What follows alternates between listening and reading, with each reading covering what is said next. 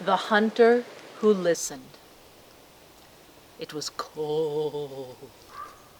Now, it's always cold on the tundra, but this time it was colder than normal. And Sergevan had been out for 3 whole days, and he was getting hungry because he hadn't caught a single reindeer. Now, the Sami people, they're used to the cold, but Sergevan was young. He was tired, he was frustrated, he was mad. Where are those reindeer? It's as if they knew I was here. They're hiding from me. Oh! Well, I need to get warm. I need to eat something. I saw a house a little bit ago. I'll go back and see if the people let me go in.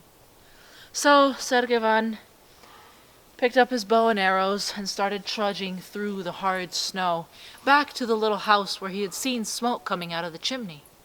When he got closer, he saw that there was an old woman sitting out in front of the house. And as soon as Sergevan got close, he said, "Excuse me, would I be able to—" "Bryn," she said. "Bryn, is that really you?" "No," said Sergevan. My name is Sergevan. But, funny, my great-great-great-grandfather's name was Prun." "Oh," said the old woman, "you look just like him. Tell me, how is he doing?" "I mean, he died when I was just a child. I don't remember him that much." "Prun is dead," said the old woman. "He's dead." And she was so old and so frail, and the look of shock and horror on her face was so terrible that Sergevan thought she would fall apart, and he rushed over to her.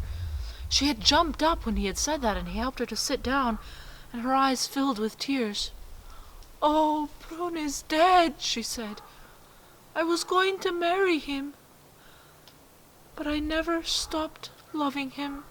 You look just like him. Oh, I loved him so much." "And why did you not get married?" asked Sergevan. "Oh," she said. "Oh, well, he would never listen to me. I mean, he was always talking about himself, and if I said something, if I said it was cold, he would say it was hot. If I said I was sad, he would say I was happy. He would never listen to me. He would never pay any attention, and I couldn't marry a man who wouldn't listen. So finally I left, and I came here. But I never stopped loving him." Oh.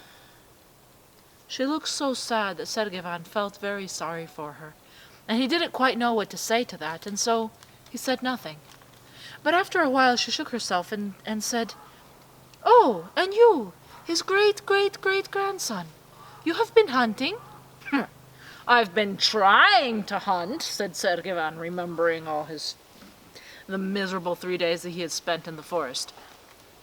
"But there's no reindeer anywhere." "Oh, there's always reindeer. The reindeer are everywhere," said the old woman. "You just need to pay attention. Now, your great-great-great-grandfather Prun, he had a technique for hunting. You see, he would sing the reindeer this very special song. You probably know it, I'm sure. It was passed down as a lullaby. And also, he would sneak up on the reindeer with the wind at his back and—" "Really?" said Sergevan. "Why, I never even thought about that. I'd never even considered the wind having a factor. Oh, that's wonderful. I'm going to go try that." And he grabbed his bow and arrows and he raced back off into the forest. Well, he knew that song well, and he sang it as sweetly and as beautifully all day long, and he made sure to listen and pay close attention to the wind and make sure that it was at his back, blowing his hair in front of his face. And all that day, he didn't even see a reindeer. And finally, that night, he stomped back to the old woman's house and threw his bow and arrows down in disgust. "Your advice didn't work," he said. "I've tried all day. I didn't even see a reindeer anywhere." "Oh," said the old woman, "you are just like Prun, your great-great-great-grandfather. He never listened to me, and now you didn't listen either. If only you had listened, you would have heard me say, Your great-great-great-grandfather Prun, he played this special music, and he snuck up on the reindeer with the wind at his back, and that is why he was such a bad hunter. He could never catch anything. You can't play music to them. The reindeer will hear you from far away, and you can't have the wind at your back. They'll smell you from far away. They'll know you're coming, and they'll hide. You must be absolutely silent. And you must always have the wind at your face. Oh, said Sergevan. Oh, I'm going to try that. And he grabbed his bow and arrows and started racing out the door. Come back here, said the old woman. It's night time. You're not going to find the reindeer in the night time. You stay here and you listen, and I will tell you some more things, and then tomorrow you will go back and hunt. Yes, ma'am, said Sergevan. And he came back with his feeling like a reindeer with a tail tucked between his legs. Well, that night, the old woman made a fire, and she told him stories about his great-great-great-grandfather, and about her own childhood, and about things that she had learned throughout her life. And he was amazed at all the things that she was telling him. New things, things he had never heard before, or even known existed, and he drank up every last word. And the next morning, just as she had said, he went out and made sure to be absolutely silent and have the wind always at his face.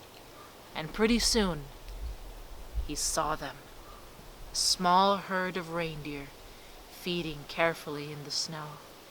And carefully pulled his bow and arrow back, true.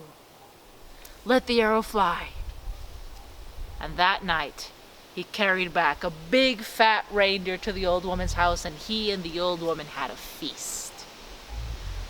Well, he stayed a few more days with her and realized that she had so much to teach him. He made sure to be silent and listen. And finally, when he knew it was time to go back home, he looked at her and saw how old and frail she was, and he was worried that if he left, he might never see her again. Well, he said, we're almost family. Why don't you come with me? Come with me to the village. I can adopt you as my grandmother, and you can live with us there, and that way I will still be able to learn all these wonderful things that you have to teach me. The old woman started smiling. Oh, Sergevan, she said, you are so much like Prun, so kind-hearted. I would love nothing more to be your grandmother and to teach you and to tell my stories, because there is no point in having so many things to say if there is no one around to listen. But I am very old, and animals, when they are old, they crawl into a place to die. They do not move around. I have roots here. I have my life here. I am too old to travel 3 days into the village. It would be too strange for me. No, Sergevan, thank you. But I will stay here. I will miss you, though. I will miss you very much. No, you won't, said Sergevan. Ah! There you go again, just like your great-great-great-grandfather. You never listen to me. You always contradict. No, said Sergevan. You're not going to miss me, because I'm going to stay. I'm going to stay as long as you let me, because I have so much more to learn. And the old woman smiled a great big toothless smile, and Sergevan stayed with her for a few years until the old woman died, and he learned a great many things. He learned to be a great hunter, but also to be a great man.